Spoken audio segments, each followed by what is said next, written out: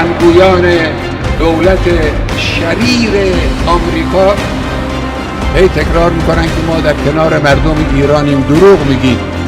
اگر در کنار مردم ایران هم باشید برای این است که خنجر زهرآلود خود رو به سینه مردم ایران فرو کنید.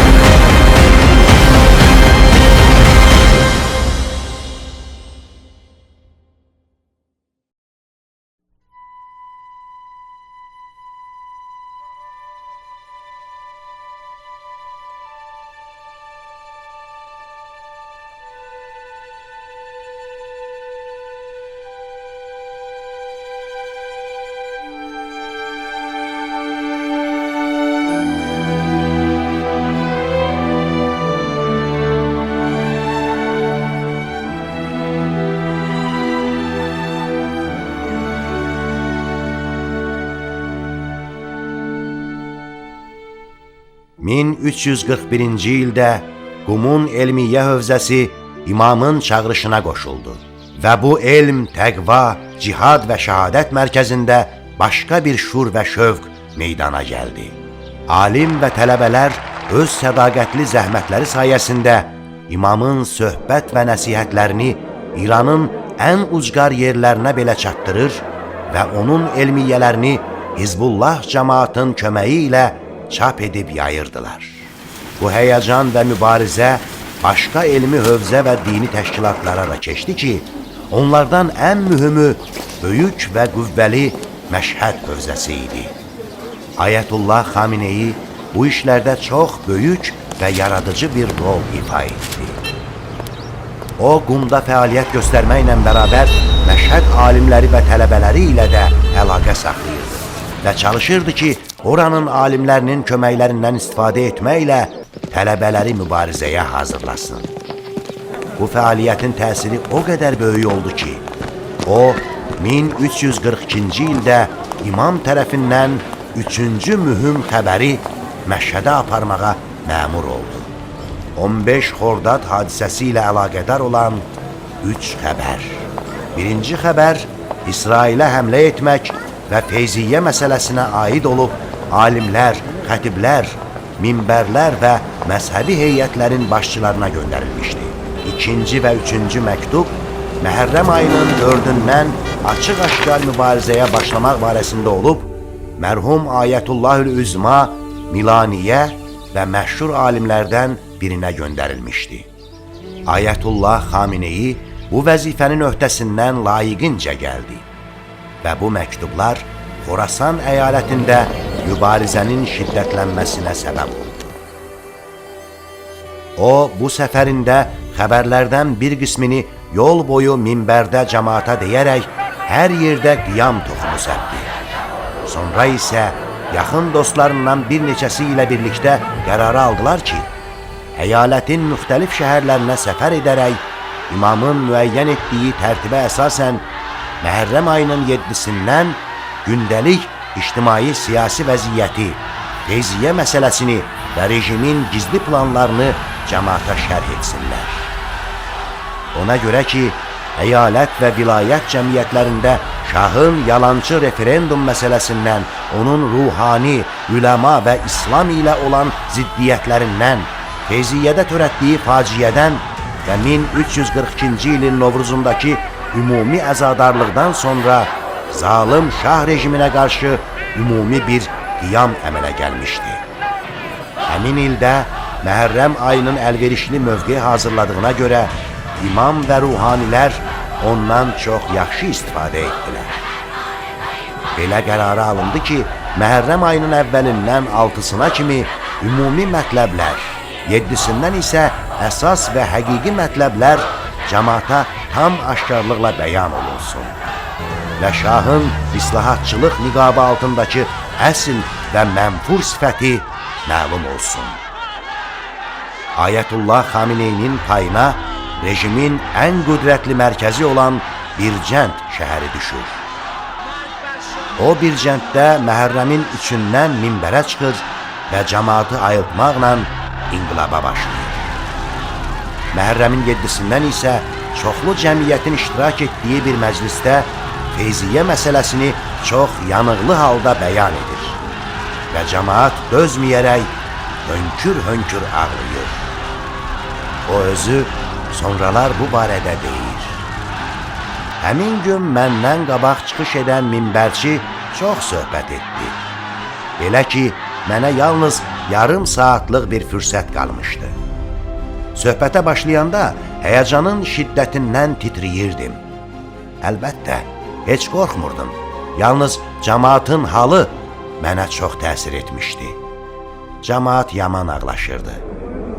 Mən minbərdən aşağı düşəndə hər tərəfdən dövrəmi aldılar ki, şahın adamları məni tutmasınlar. Bu minbər çıxışı şəhərdə çoxlu səs-küyə səbəb olur və sabahsı çoxlu adamın iştirak etdiyi şəxsi bir mənzildə yenidən minbərə çıxaraq gündəlik məsələləri şərh edir. Ayətullah Xameneyi bu barədə belə deyir: "Bircənddə Təhami adlı məşhur bir ruhani var idi ki, həmin gün mənə dedi: Mənim bu şəhərdə hamıdan agah, xəbərdar olmağıma baxmayaraq belə məsələləri bilmirdim. Və əgər sizdən başqası bu sözləri desəydi, inanmazdım. Bunu da qeyd edim ki, mən heç bir hadisədə bu qədər ağlamamışdım. Bircənd şəhəri bu 2 gündə tamamilə dəyişmiş, cəmaatda isə məxsus bir oyanış baş vermişdi. Məhərrəmin 9-cu gününün, Tasua gününün sübhü, o çox qaynar surətdə minbərdə danışır. Tasua və Aşura günləri adətən rejimin ruhanilərə dəyib dolaşmadığına baxmayaraq, iş belə gətirir ki, onlar çox narahat olduqlarına görə Ayətullah Xameneyini tutaraq 2 gün Bircənddə saxlayırlar və sonra Məşhədə apararaq oranın savakına, təhlükəsizlik komitəsinə təhvil verirlər. Amma onun bu tutulması da cəmaatın oyanmasında mühüm rol oynayır. Bu fəaliyyətlərin və söhbətlərin təsiri o qədər böyük olur ki, Məşhədin o ilki Məhərrəm ayı Tehrandan sonra rejimin başına ən çox dərslər açır. Elə buna görə də tağut hökuməti xəbərlərin rəsulu olan və cəmaatın qiyamında ən çox rol oynayan Ayətullah Xameneyi ilə şiddətlə, çox kəskinliklə və o vaxta qədər hələ misli bərabəri görünməyən pis bir rəftarla davranırlar. Əvvəlcə onu savaka, sonra isə çox xarab, hətta ən zəruri şeylərdən məhrum olan bir zindana aparırlar. Qorxurdular ki, onun saqqalını ülgüclə dibindən qırxacaqlar, amma sonradan fikirləri dəyişir və maşınla qırxırlar. Ayətullah Xameneyi bu barədə deyir: Bu işdən sonra üzümü yumaq üçün gedəndə təkəbbürlü və xudbin olan bir zabit ucadan gülərək məni məsxərə etməyə başladı. Gördün necə saqqalını qırxdım? Adamın saqqalını belə qırxarlar. Aramla dedim: Heç də pis olmadı.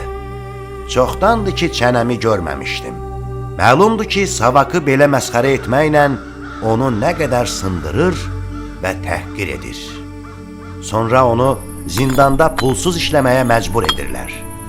Ayətullah Xameneyi kərpic daşımalı, bel və külünglə yeri qazıb hamarlamalı və ot ələfi əli ilə çıxarmalı olur. Belə ki, indiyə kimi ruhanilərlə bu cür rəftar etməzdilər. Belə bir rəftar rejimin bu xoş, bəyan, qüvvətli və fəal ruhaninin əlindən necə də əsəbləşdiyinə bir sübutdur.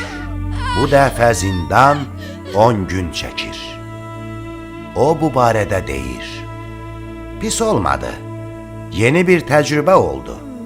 Savakla davadalaş, dilxorçuluq, şiddətli təhqirlər və xüsusən mübarizə narahatçılıqları ilə dolu yeni bir dünya oldu.